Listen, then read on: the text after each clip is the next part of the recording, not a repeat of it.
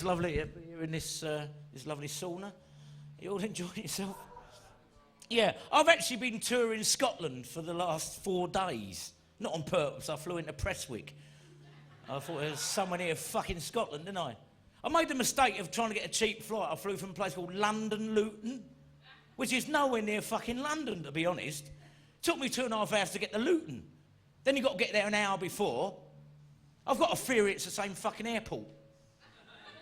I think you got in Luton, they fly you around for an hour, drop you off and say, you want to get a train, mate, you'll be there in 4 hours. I love it up here. Do you know you can drink 23 hours a day in Edinburgh? How good is that? The only time you can't get a drink between 4 and 5 in the morning, just get a takeaway from the last pub. I remember last year, I'm queuing to get in a pub at 5 in the morning. This bloke just intimidates me. He goes, what team? What team? Well, you're one, probably. He went, see you. You're not zatty fatty with fringy with cunt shites. But in a Scottish accent, right? I'd had a few to drink. He went, yeah, I am what of it? He went, same here, how's my accent? I stabbed him with a pool cue just to blend in. Turned out all right, it was Nicholas Parsons. So, win-win situation, isn't it? Yeah, I do love it up here. I've brought my wife up with me. I'm a newlywed. Look, I've got a shiny ring. That proves it, doesn't it? Yeah, don't. I'm not in America. No, I'll tell you what happened. Nick's met my wife. In fact, I think he likes her. I met her at Glastonbury last year at the festival. I had this leopard skin tent, right? I thought no one will steal that. It's too camp, isn't it? Then I met this beautiful girl. She's got a leopard skin coat. She likes Marmite and blowjobs. We had to get married. Marmite, you won't know it.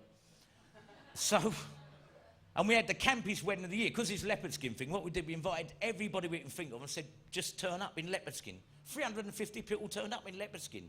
We didn't look like twats, but they didn't mind. And then we had our honeymoon in Jamaica, which was absolutely brilliant. You know, 10 days, no phone calls, no emails, fucking Vodafone. We had to talk. And now we're trying for children, but we might have to do that IVF thing because she can't bring herself to shag me. First joke of the night. She sat over there. No, we're trying for kids. In fact, it's one of the reasons we're doing this show. Hopefully on the way out, not tonight, but when I'm doing the show, we will get enough money to pay for IVF. And then we're going to name it after the one who puts the most money in. So bear that in mind, Janet. It's a little boy, by the way. It's all planned. No, honestly, this IVF thing, it's strange. I spent all last week wanking into jam jars. I was going to say my wife will kill me if she finds out, but she just fucking has. And I had to have all these exams. I had a thing called a prostate exam. I didn't even know I had a prostate. Apparently I have. It's up there in a prone position. I've got this young Asian doctor fiddling around inside of me, not at a bus stop or nothing, it was a surgery. And he's fiddling around inside of me, and I'm quite a polite person. So after he'd done it, I went, you know, thanks for that. Cheers. He went, my pleasure. And it was this awkward moment. It was like a first date that had really fucked up. We were looking at each other across the table. I said, you know, I've never had a finger up my bum before.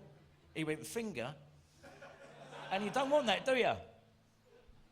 Oh, I love my wife, I do. I call her 5 times a day, which is a funny old nickname, but very accurate.